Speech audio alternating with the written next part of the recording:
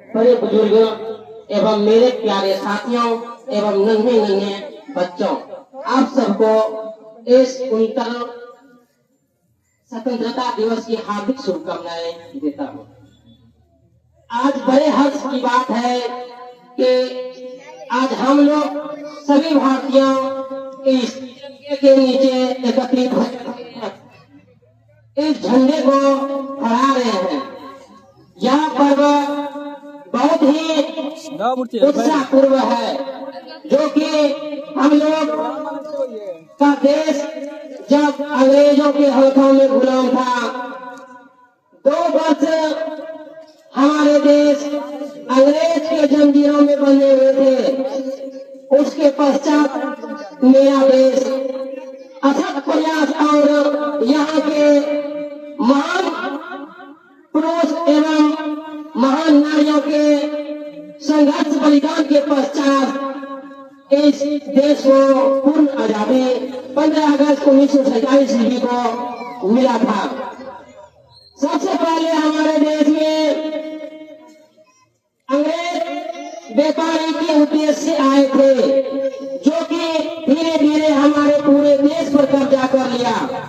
इसका मुख्य कारण है हमारे भारतवासियों में एकता की कमी थी, जिसके पश्चात विदेशी आकर के हमारे देशों पर वो तो अपने बिजनेस के लिए आए थे, लेकिन धीरे धीरे जब यहाँ पे देखा भारतीयों में कोई एकता नहीं है, तो उन्होंने फूट डालो, राज करो का शासन अपनाया और उन्होंने पूरे भारत को खंडित कर डाला, जो कि हमारे भारत देश के देशवासियों सभी ने समझ नहीं पाए और उनके चंगुल में जा फंसे। कुछ आदमी अपने कुछ चंद पैसों के लालच में अंग्रेजों के बात सुनते थे, घुसखोरी करते थे, जिसके वजह से सबसे पहले अंग्रेजों ने कलकत्ता में अधिकार किया। उसके बाद धीरे धीरे जो है कि हमारे देश के प्रत्येक डिस्ट्रिक्ट में आकर के कब्जा जमा लिए।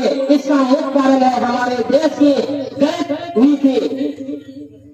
यदि आप अभी भी देखा जाए हमारे देश में 2 भाइयों के बीच झगड़े होते हैं, तो वहाँ पर एक कूटनीति वाला आदमी आ जाते हैं, उन्हीं के अपने भाई को कत्ल कर देते हैं। या आप लोगों को जो अभी 4G मोबाइल है या देखते होंगे प्रतिदिन की यह खबर है पूरे भारत में, आज फलाना जगह पे अपने भाई को जमीन के खातिर मार दिया या कुछ चल के लिए मार दिया। यह बात को आप सब समझना चाहिए, आपको समझना चाहिए। आज जो हम सब एक होकर के इस तिरंगे झंडे के नीचे आए हैं, तो एक दिन हम लोगों को देशभक्ति को दिखाने से हम लोग देशभक्त नहीं हो जाएंगे, या तो हमारे देश विकास नहीं कर पाएंगे। सभी को एकत्रित होकर के चलना पड़ेगा और सभी को कोई भी यदि दिक्कत हो, कोई भी समस्या हो, तो उसका निदान जरूर होता है। हमारे देश के उसका मैं नाम लेना चाहूंगा, जो कि इस देश के संविधान को लिखे हैं, डॉक्टर भीमराव अम्बेडकर। हमारे देश सुचारू रूप से चले के लिए भीमराव अम्बेडकर ने हमारे देश के लिए एक संविधान लिखे, जो बहुत बड़ा है। भारत का संविधान सबसे बड़ा है। इसको बनाने में 2 वर्ष 11 महीना 18 दिन लगे थे।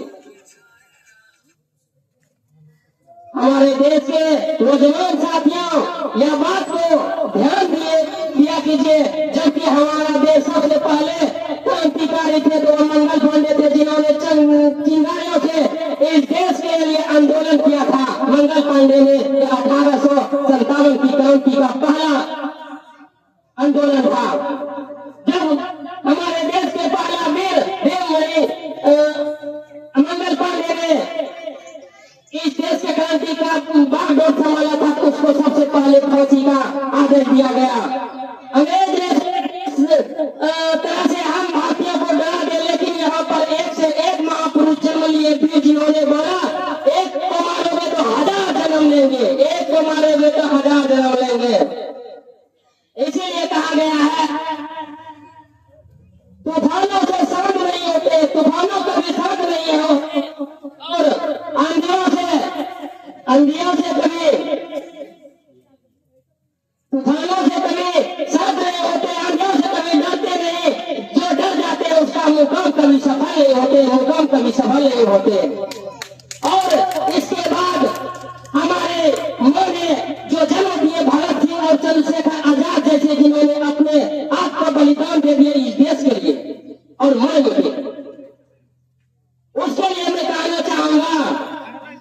उसके लिए मैं कहना चाहूंगा, मैं ना मुझे तन चाहिए ना मुझे धन चाहिए, ना मुझे तन चाहिए ना मुझे धन चाहिए, अमन से भरा हुआ वतन चाहिए, मनु तो मुझे तिरंगा का फन चाहिए, मनु तो मुझे तिरंगा का फूल चाहिए।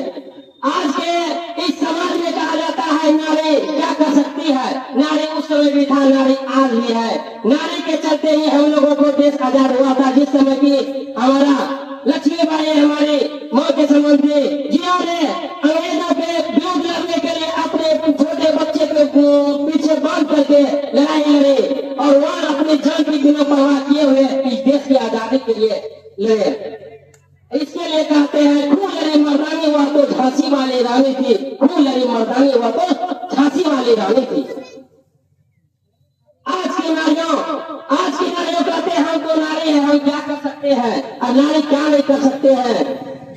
नारी तो इस जिंदगी के जन्मदाता है, नारी नहीं होती तो आज हम नहीं होते, आप नहीं होते।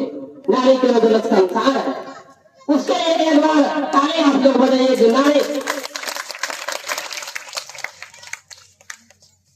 और विशेष मैं यही कहना चाहूंगा कि आज के जो नौजवान है एवं मेरे प्रतिनिधित्व है, वह भी अपने देश के प्रति कुछ सुजागर और उजागर रहिए, क्योंकि हमारे देश में आज के देश में भी कुछ आदमी भूखे मरते हैं, आज के समय में भी कुछ आदमी भूखे मरते हैं।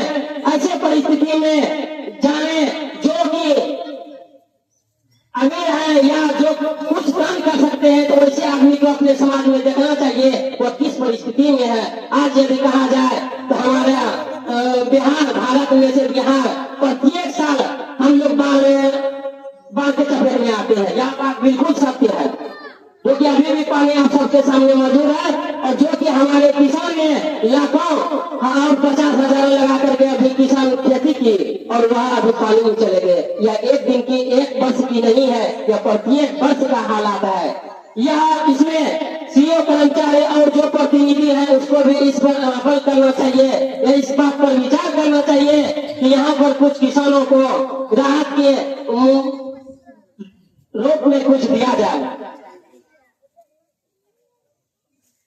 इसके बाद मैं कहना चाहूंगा, आज के समाज में सिर्फ कहने से नहीं, उनके आधार पर चलने से होते हैं। आज के बच्चे, छोटे छोटे बच्चे जो है वो बहुत ही व्यवहार को बदल रहे हैं। इस बात को प्रत्येक गार्जियन को समझना चाहिए। आज जो 4G मोबाइल, 5G मोबाइल है, इनके तहत न जाने कितने आप लोग देखते होंगे, कहीं पे बहुत तरह का गलतियां आप लोगों को देखने को मिलते हैं। लेकिन आप इस बात को जरूर समझिए, एक हफ्ते या एक सप्ते में अपने बच्चे हो उनका जरूर एक बार मोबाइल चेक या ध्यान दे उस पर। इससे न जाने बहुत हमारे बच्चे बुजुर्ग इसके चलते गार्जियनों को न जाने कितनों को आत्महत्या करना पड़ते हैं बच्चे के चलते।